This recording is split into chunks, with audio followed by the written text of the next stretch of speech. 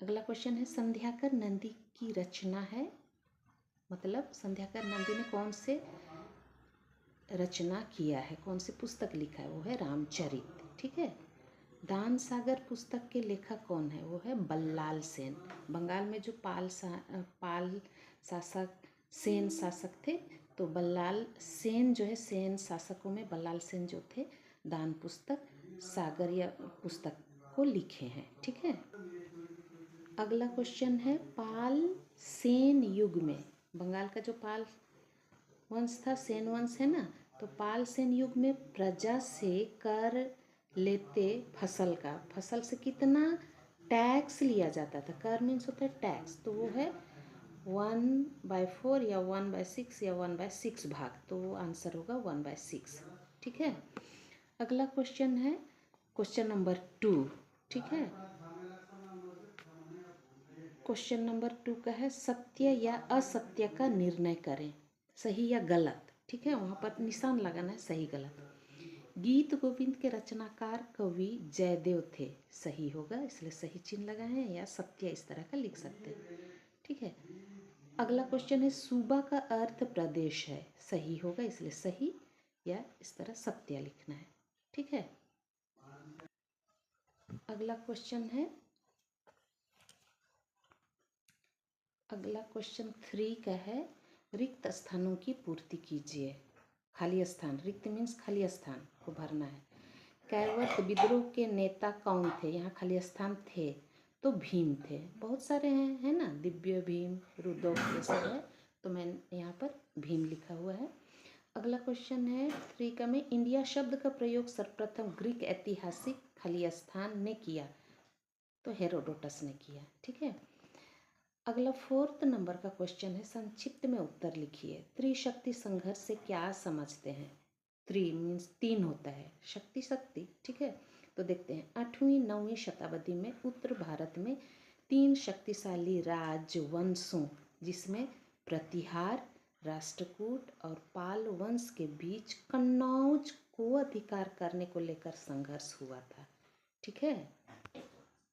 कन्नौज एक महत्वपूर्ण राजनीतिक और आर्थिक केंद्र था।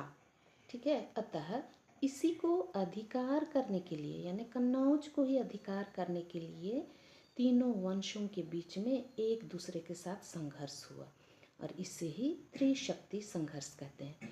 तो कन्नौज जो है राजनीतिक और आर्थिक केंद्र था, कहा गया है।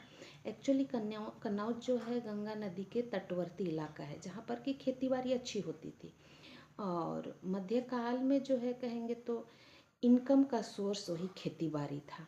इसीलिए राजाओं के बीच में जो खेती लायक जमीन इलाका होता था, उसी को लेकर के लड़ाई या संघर्ष होता था। तो यहाँ त्रिशक्ति संघर्ष में कन्नौज को ही लेकर के पाल शासक, प्रतिहार शासक और राष्ट्रकूट शासकों, ये 3 शासकों के बीच में संघर्ष हुआ, इसीलिए इसे त्रिशक्ति संघर्ष कहते हैं। ठीक है। अगला क्वेश्चन है प्राचीन बंगाल की सीमा किन किन नदियों को लेकर निर्मित हुई है। प्राचीन बंगाल की सीमा जो है भागीरथी, पद्मा, मेघना, गंगा, ब्रह्मपुत्र, सिंधु, कृष्णा, कावेरी और गोदावरी नदी को लेकर के निर्मित हुई है। ठीक है। अगला क्वेश्चन 4 है मत्स्य न्याय युग से क्या समझते हैं। मत्स्य मीन्स मछली होता है। ठीक है। देखते हैं मत्स्य न्याय का अर्थ देश की अराजकता या स्थायी राजा, परमानेंट राजा के अभाव से है। ठीक है।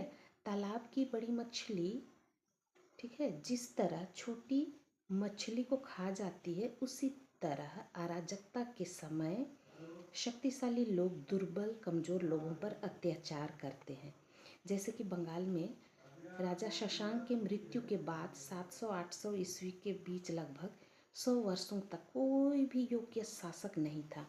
ऐसे समय में धनी वर्ग जैसे कि क्षत्रिय, संभ्रांत लोग जो थे, ब्राह्मण एवं व्यापारी अपनी अपनी इच्छा के अनुसार अपने अपने क्षेत्र में शासन करते थे। ठीक है।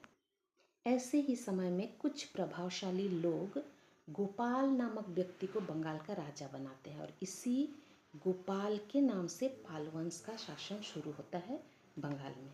ठीक है। अगला क्वेश्चन है चौथा पांचवा जो है, खलीफा किसे कहते हैं? खलीफा का अर्थ होता है प्रतिनिधि या उत्तराधिकारी, ठीक है। हज़रत मोहम्मद जो कि इस्लाम धर्म के प्रवर्तक हैं या इस्लाम धर्म को शुरू करने वाले हैं, हज़रत मोहम्मद।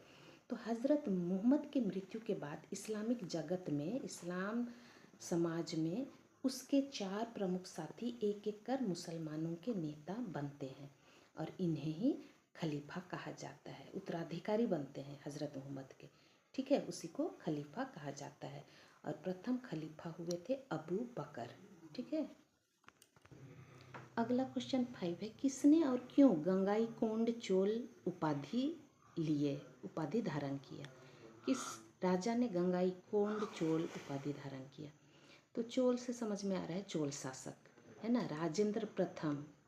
चोल शासक राजेंद्र प्रथम ने गंगाईकोंड चोल की उपाधि ली थी, जो कि बंगाल के पाल वंश के विरुद्ध, है ना, पाल शासक जो थे बंगाल के, उनके विरुद्ध एक संघर्ष में, एक लड़ाई में गंगा नदी के किनारे पाल शासक को हराकर ही गंगाईकोंड चोल की उपाधि ग्रहण की।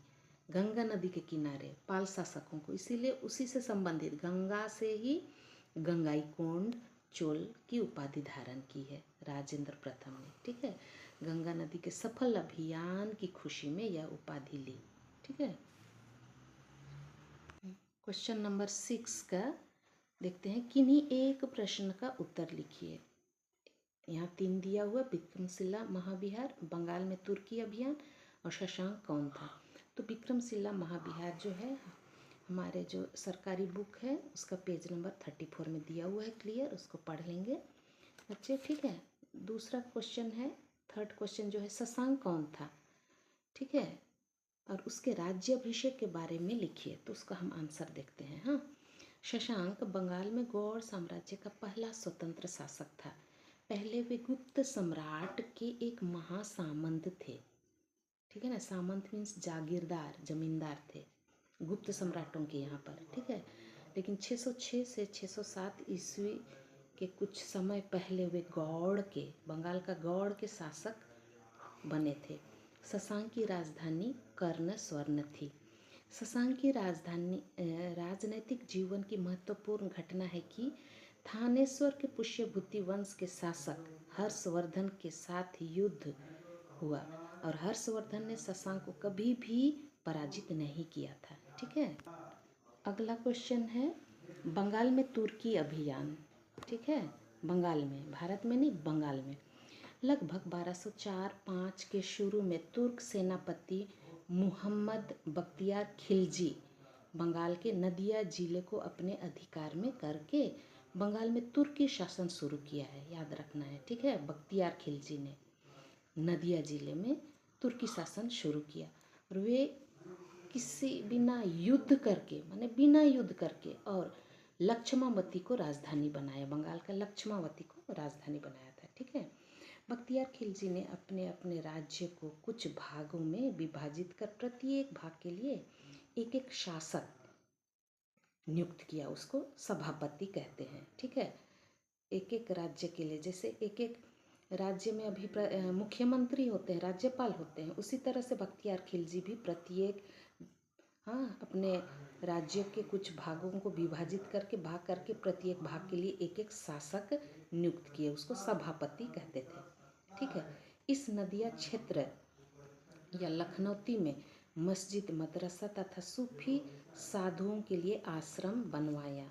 लखनौती राज्य की सीमा उत्तर में दिनाजपुर जिला के देवकोट से रंगपुर शहर और दक्षिण में पद्मा नदी से, पूर्व में तीस्ता कोरतोया नदी एवं पश्चिम में बिहार तक फैला हुआ था, ठीक है।